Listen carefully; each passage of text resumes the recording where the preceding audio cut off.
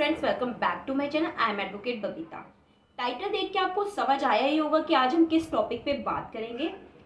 मेरे कई व्यूवर्स हैं, उन्होंने मुझे व्हाट्सएप किया कि आप इस टॉपिक पे वीडियो बनाइए, तो मैंने डिसाइड किया कि मुझे ये वीडियो बनानी चाहिए। और साथ ही साथ मेरे पास एक अभी रिसेंटली केस भी आया था इसी के रिगार्डिंग कि बैंक से हमने लोन लिया है और लोन लेने के बाद हमने पेमेंट में डिफ़ॉल्ट कर दिया। हम पेमेंट करने में असमर्थ रहे, हम कर नहीं पा रहे हैं पेमेंट, और पेमेंट ना करने के बाद बैंक हमें बार बार लीगल नोटिस भेज रहा है और इवन व्हाट्सएप कर रहा है, हमें बहुत परेशान कर रहे हैं। हमारे घर पे आ जाते हैं, हमारे घर पे आके हमारी बेइज्जती हो रही है, लोगों के सामने वो तेज़ आवाज़ में हमसे बात करते हैं। तो ये सारी दिक्कतें, अगर आप बैंक से लोन लिया है आपने, तो आपको ये सारी दिक्कतें, अगर डिफ़ॉल्ट हुई है आपकी पेमेंट में, तो फेस तो करनी पड़ेगी। क्योंकि जब बैंक वालों को पता चलता है कि आपने पेमेंट नहीं की है, तो वो हाथ धो के आपके पीछे पड़ जाते हैं। नोटिस पे नोटिस, व्हाट्सएप, कॉलिंग, इवन आपके घर पे आना एजेंट के थ्रू, और वहाँ पे आके आपकी सोसाइटी में आपकी बेइज्जती कर देते हैं। ये सारी प्रॉब्लम फेस करनी पड़ती है।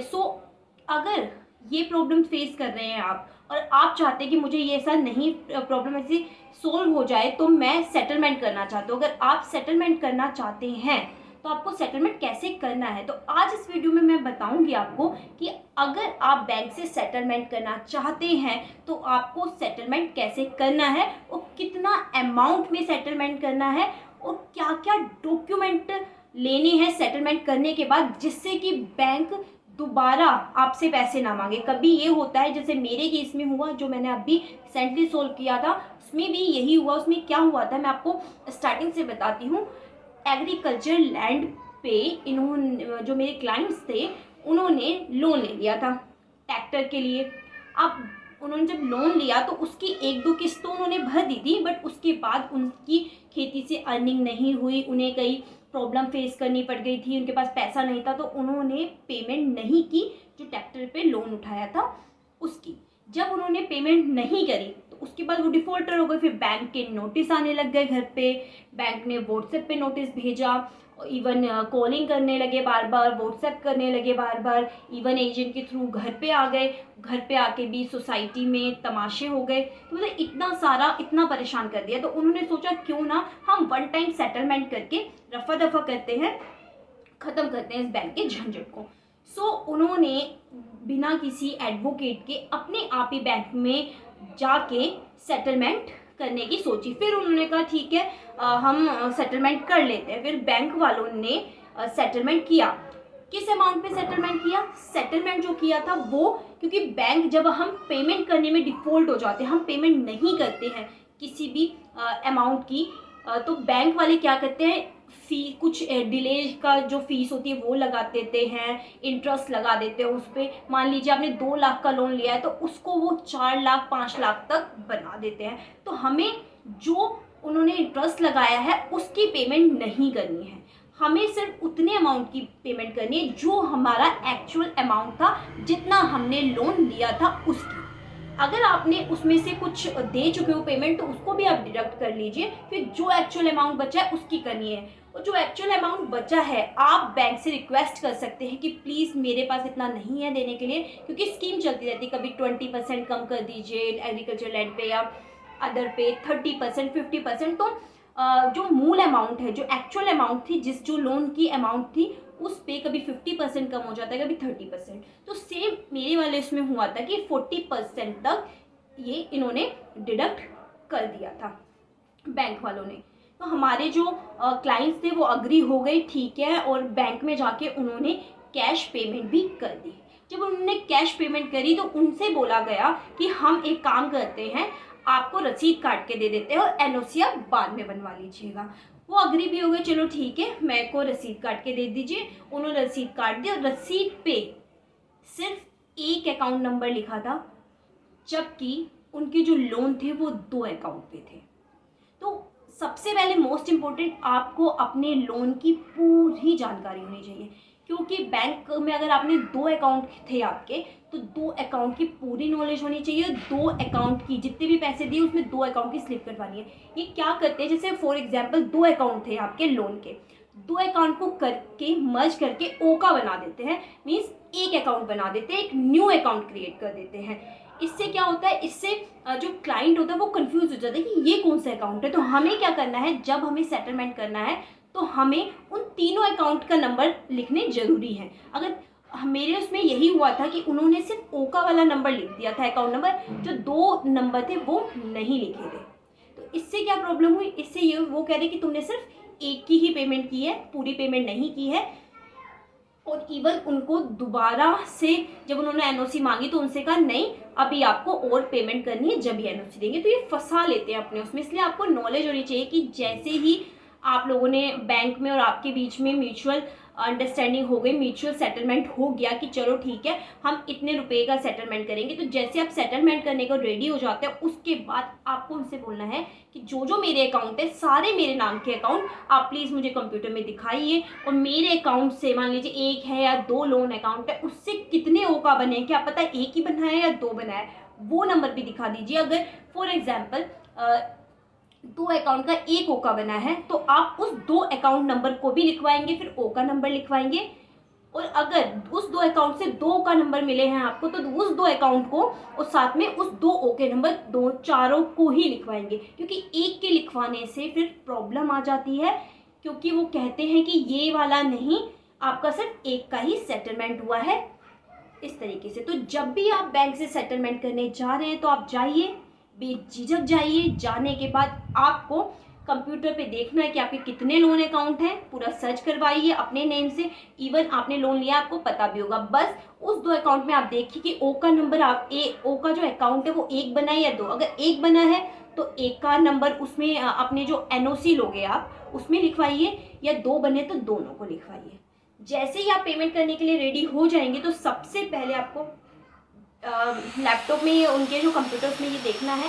ये देखने के बाद आपको बोलना है कि मेरा जो एनओसी है वो बना के दीजिए मुझे, तब मैं आपको यहाँ से पेमेंट करूँगा। एनओसी आपको लेनी है, विदाउट एनओसी लिए आपको पेमेंट नहीं करनी है बैंक, क्योंकि बैंक वाले फिर आपको फंसा देते हैं। आपको एनओसी के बिना अगर आप कर देंगे तो वो कहेंगे नहीं हमारा तो अभी और बकाया है, हमारा तो कोई सेटलमेंट इस उस पे हुआ ही नहीं है, इन्होंने तो जो अमाउंट दिया था वो तो एक नॉर्मल सी अमाउंट थी जो हमने ली थी, मतलब एक अमाउंट थी, अभी तो और इनका बकाया है। तो ये फिर ये क्या करेंगे बैंक वाले, फिर आपको नोटिस बार बार आपको नोटिस भेजेंगे। तो अगर आपको वन टाइम पेमेंट कर रहे हैं तो आप वन टाइम पेमेंट कीजिए।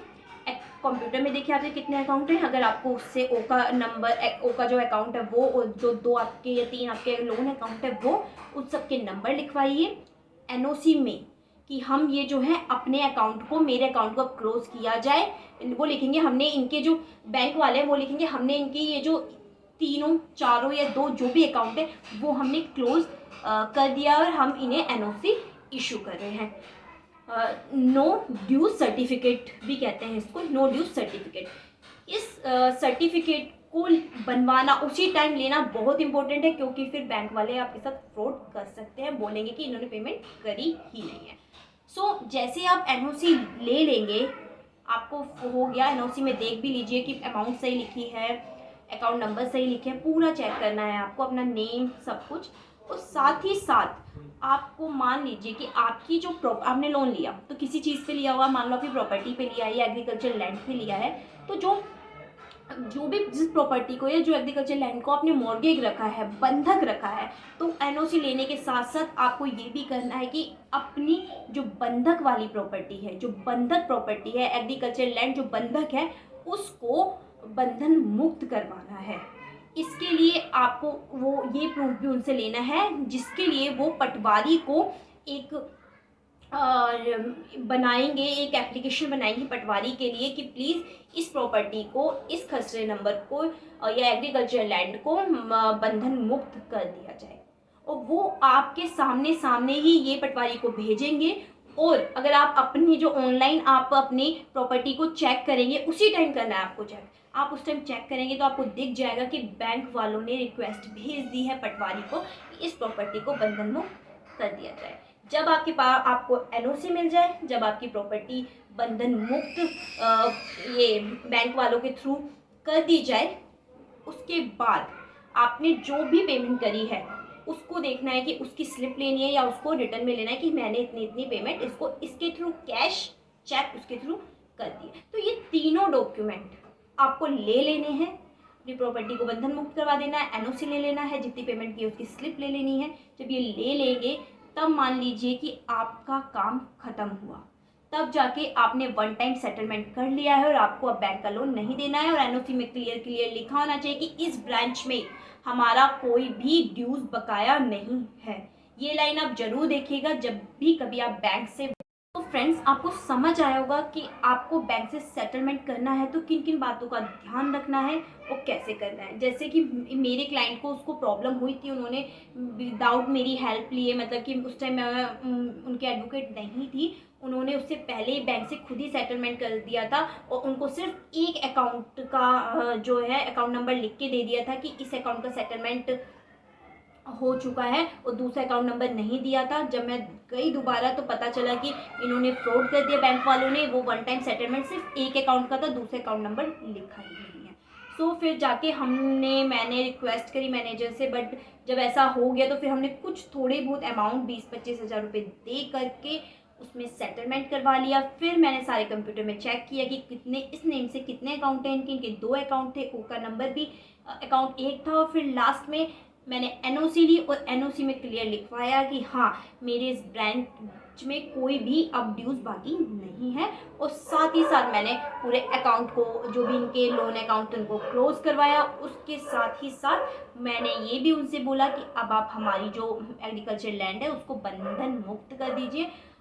उसके बाद उन्होंने जो पटवारी है उसको ये एप्लीकेशन भेजी, उनसे रिक्वेस्ट एप्लीकेशन दे दी उनको और कंप्यूटर में खुद से ही एंट्री कर दी कि इस प्रॉपर्टी को बंधन मुक्त किया जाए। और उसी टाइम मैंने चेक भी करा, मेरी एमपी की प्रॉपर्टी थी तो एमपी ऑनलाइन पे प्रॉपर्टी की में जाकर कि किसमें क्या स्टेटस दिखा रहा है, तो उसमें स्टेटस दिखा रहा था कि हाँ, एसबीआई वालों ने आपकी जो एग्रीकल्चर लैंड है उसको बंधन मुक्त कर दिया है।